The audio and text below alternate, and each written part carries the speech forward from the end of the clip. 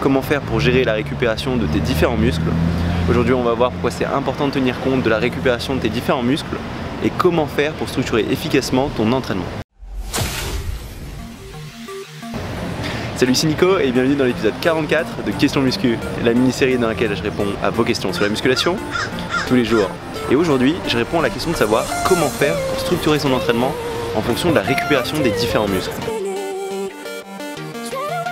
Parce qu'en fait, tu vas devoir faire très attention à comment tu entraînes tes différents muscles, comment tu les structures au cours de ta séance, mais aussi au cours de ta semaine. Parce que l'entraînement de certains muscles va impacter d'autres muscles et les temps de récupération d'un muscle à l'autre vont pas être tout le temps les mêmes. Et ce sera vraiment important de tenir compte de tout ça si tu veux construire du muscle efficacement. Donc d'abord, on va voir exactement pourquoi c'est important de faire attention à la récupération des différents muscles.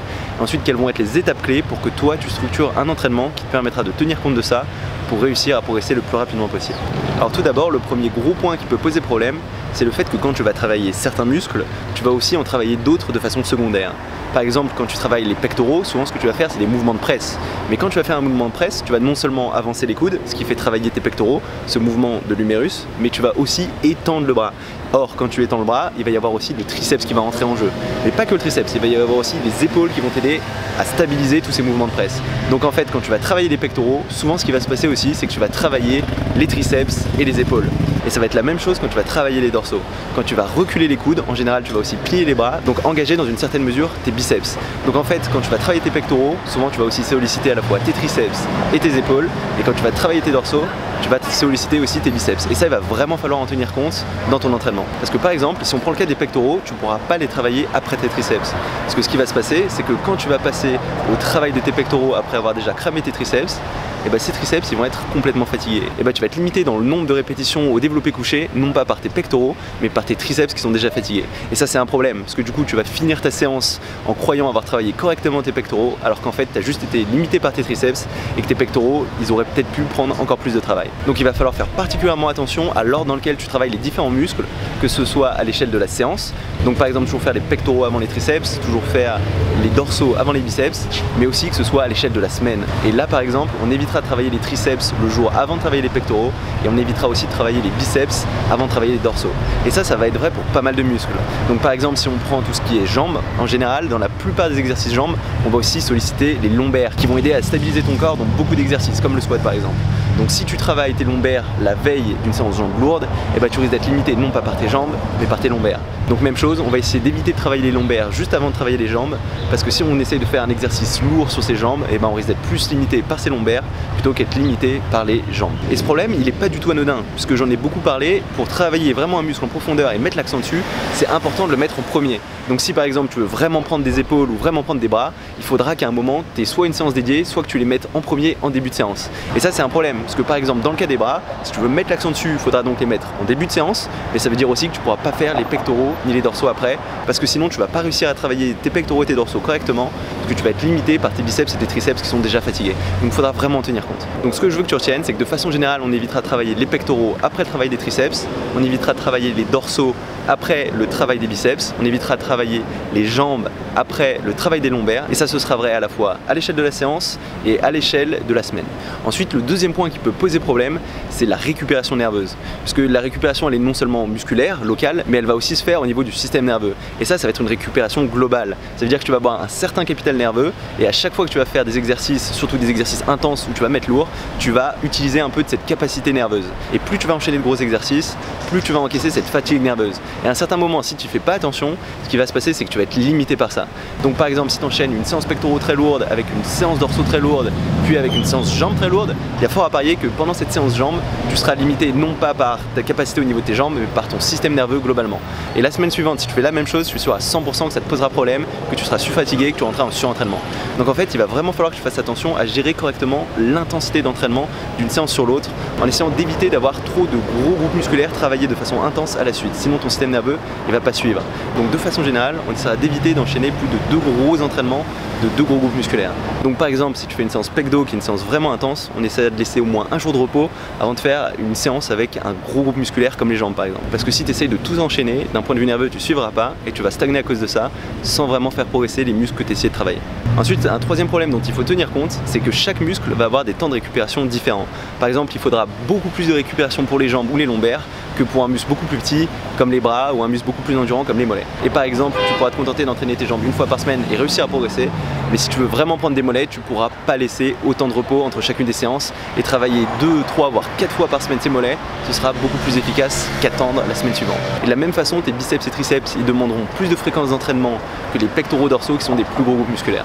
Donc par exemple, moi de façon générale, j'essaierai d'entraîner mes bras au moins 2 fois par semaine, mes pectoraux tous les 5 jours, mes dorsaux un peu moins fréquemment, mais dans ces eaux-là, peut-être tous les 5-6 jours, mes jambes tous les 5-6 jours à 7 jours, selon ce sur quoi je veux mettre l'accent. Donc par exemple, il y a des périodes où je veux mettre vraiment l'accent sur les jambes et du coup je les travaillerai 2 fois par semaine. Mais de façon générale, si je veux mettre l'accent sur les bras, j'augmenterai la fréquence sur les bras, plus à 2-3 fois par semaine, et je diminuerai cette fréquence sur les jambes, sachant que j'arriverai quand même à continuer à progresser sur les jambes parce qu'elles demandent une plus petite fréquence d'entraînement. Et pour ce qui est mollets et abdos, je pourrais aller très bien de 2 entraînements par semaine minimum à 3 entraînements par semaine pour les travailler vraiment efficacement et les faire progresser. Mais là encore, ce qui sera important, ce sera aussi de définir tes priorités. Ce sera de savoir quel muscle tu veux faire progresser de façon prioritaire, parce que tu as un potentiel à construire du muscle qui n'est pas illimité, et si tu essayes de progresser de partout à la fois en augmentant la fréquence de partout, tu peux être à peu près sûr que tu vas finir par régresser à un certain moment et que tu n'auras aucune vraie progression. Donc concrètement, comment on va tenir compte de ça pour structurer ton entraînement? Et il va y avoir plusieurs étapes qui vont nous permettre de tenir compte de tout ça. Tout d'abord, la première étape, c'est de définir ton objectif. C'est de savoir exactement ce que tu recherches en termes de résultats, où tu veux progresser, où c'est moins important pour toi de progresser, et de t'y tenir. Parce que comme je viens de te le dire, tu ne peux pas progresser de partout à la fois. Donc il faudra choisir les points, par exemple un point faible ou un point que tu veux vraiment faire progresser, et mettre l'accent dessus plutôt qu'essayer de progresser de partout. Sinon ce sera contre-productif.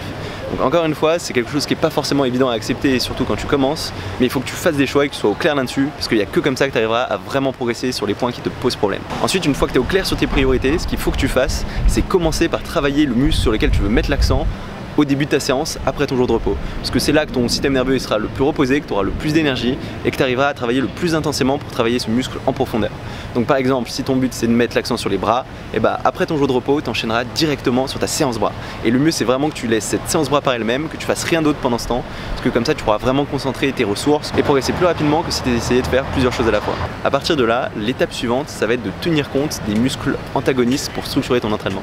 Par exemple, les pectoraux et les dorsaux, ça va être des muscles antagonistes. Ça veut dire des muscles qui vont être liés à des gestes opposés. Donc par exemple, tes pectoraux, ils avancent tes humérus vers l'avant, ils vont t'aider à pousser, alors que les dorsaux, ils vont reculer tes humérus vers l'arrière, ils vont t'aider à tirer. Et ça, c'est intéressant parce que quand tu vas travailler des muscles antagonistes, la contraction de l'un va étirer l'autre, ce qui va aider à sa récupération. Ça va aider à faire passer le sang, à évacuer l'acide lactique, et tu vas avoir de meilleures performances, tu vas récupérer plus vite. Et ça, ce sera vrai à la fois à l'échelle d'une séance. Donc par exemple, faire une séance pectoraux, dorsaux, ça va être intéressant, mais aussi à l'échelle de la semaine. Donc faire un jour pectoraux suivi par un jour dorsaux, c'est aussi très intéressant, puisque comme ça tes pectoraux ils récupéreront plus vite au fil de la semaine que si tu avais fait par exemple un jour pectoraux suivi par un jour jambes. Donc la structure de ton entraînement, même à l'échelle de la semaine, il est vraiment très important.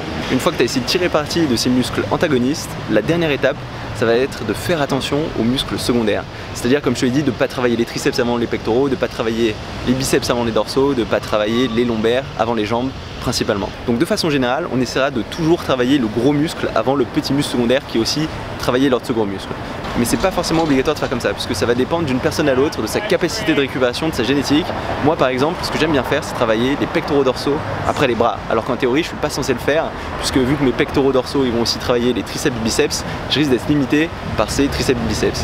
Mais naturellement, je sais que mes bras ils récupèrent vraiment rapidement, et que même le lendemain d'une séance bras, j'arriverai quand même à mettre lourd à la fois sur mes pectoraux et ces dorsaux, même si mes bras ils sont en train de récupérer. Et en fait, ce que ça va même faire d'utiliser ces pectoraux dorsaux après avoir fait les bras, c'est que ça va retravailler un petit peu ces bras, mais avec moins de volume, avec moins d'intensité, puisque je vais quand même surtout travailler les pectoraux et les dorsaux, et ça va faire un peu comme une séance rappel qui va faire venir le sang dans ces muscles que j'ai déjà travaillé la veille et qui va aider à la récupération.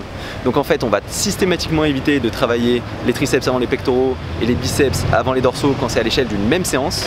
Mais si après tu as la génétique qui te permet de l'encaisser, à l'échelle de la semaine, on pourra se permettre de temps en temps de travailler le muscle secondaire avant le gros muscle. Et ça permettra de faire une pseudo séance de rappel qui aidera la récupération en faisant revenir le sang dans ces muscles que tu as déjà travaillé la veille. Mais ça dépend vraiment de ta génétique. Il y a des gens qui vont réussir à tenir ce genre de séance, d'autres qui vont pas du tout réussir, qui vont complètement craquer et faire par exemple pectoraux dorsaux après une séance bras. Il y a plein de personnes pour lesquelles ça va pas du tout convenir. Après c'est à toi de tester, c'est à toi de calibrer, on est tous différents et il n'y a pas un programme qui fonctionne pour tout le monde. Mais ce qui est à peu près sûr, c'est qu'à l'échelle d'une séance, tu pourras jamais travailler ces muscles secondaires avant les gros muscles sans que ça ait un effet négatif sur ton entraînement. Et pour finir cette vidéo, je vais te donner quelques exemples d'entraînement, quelques exemples de structure de splits qui tiennent compte de toutes ces règles. Et ça va être des splits en 5 jours, puisque en général j'ai tendance à considérer que des splits de 7 jours c'est contre-productif pour la plupart des pratiquants débutants, intermédiaires, voire un peu avancés, parce que laisser 6 jours de repos avant de retravailler un muscle, il faut être capable de bien travailler ce muscle en profondeur et ça va être très dur si tu n'as pas des années d'expérience. Donc 5 jours c'est quelque chose de pas mal, ça va te permettre d'avoir suffisamment de fréquence pour stimuler efficacement ce muscle, même si tu n'es pas un bodybuilder professionnel. Et en général j'observe que c'est comme ça que la plupart des pratiquants intermédiaires progressent le plus rapidement. Donc un premier exemple de split en 5 jours, ça va être un split sur lequel on va mettre plutôt l'accent sur les pectoraux et les dorsaux. Donc le premier jour on va travailler les pectoraux suivis des triceps, le deuxième jour on va travailler les dorsaux suivis des biceps. Ensuite après ces 2 grosses séances, on va faire une séance un peu plus légère, on va travailler des plus petits muscles, donc par exemple les épaules et les mollets. Ensuite on va faire un autre jour, on va travailler les abdos et les jambes et on va prendre un jour de repos avant de repartir et ainsi de suite. Et avec ce genre de programme, tu devrais progresser assez efficacement sur pectoraux, dorsaux et jambes, mais tu devrais pas forcément prendre énormément de masse au niveau des bras. Et si tu veux plutôt prendre de la masse au niveau des bras, ce que je te conseille c'est de suivre la vidéo que j'ai faite sur le split idéal pour un pratiquant intermédiaire voire avancé que tu pourras trouver ici. Et là ce qu'on fera du coup, ce sera plutôt commencer par les bras en premier après le jour de repos. On prendra ensuite un jour de repos, on fera la séance pec-dos avec potentiellement un peu de travail des épaules en fin de séance. Et là on prendra un jour de repos avant de repartir sur un nouveau cycle. Donc on repartira ensuite sur bras, jambes, abdos, repos, pec-dos avec un peu d'épaule, repos et ainsi de suite. Et là on mettra vraiment plus l'accent sur les bras, un peu moins sur les pectoraux, dorsaux, épaules et les jambes, mais tu progresseras plus efficacement sur ces bras parce que tu auras une séance dédiée à ces bras là. Donc en conclusion, c'est vraiment important de tenir compte de la récupération de ces différents muscles, que ce soit la récupération musculaire, que ce soit la récupération neuronale. Tu peux pas faire un entraînement sans en tenir compte. Et ça va beaucoup varier d'un individu à l'autre, selon ta génétique, ton passif sportif, selon tes points forts, tes points faibles. Il faudra que tu calibres, donc c'est des grandes règles qui te permettront de commencer à avoir des idées sur comment gérer cette récupération. Et la seule façon de savoir ce qui fonctionne vraiment pour toi, c'est de faire des tests. C'est de calibrer à partir d'un certain programme et de voir ce qui fonctionne le mieux pour toi en faisant varier ces différentes récupérations, l'ordre des muscles et ainsi de suite. Il n'y a que par l'expérience que tu trouveras ce qui marche pour toi. Il n'y a pas un programme qui marche pour tout le monde. Et voilà, ça va être tout pour cette vidéo. Si jamais elle t'a plu, n'hésite pas à mettre un petit pouce bleu.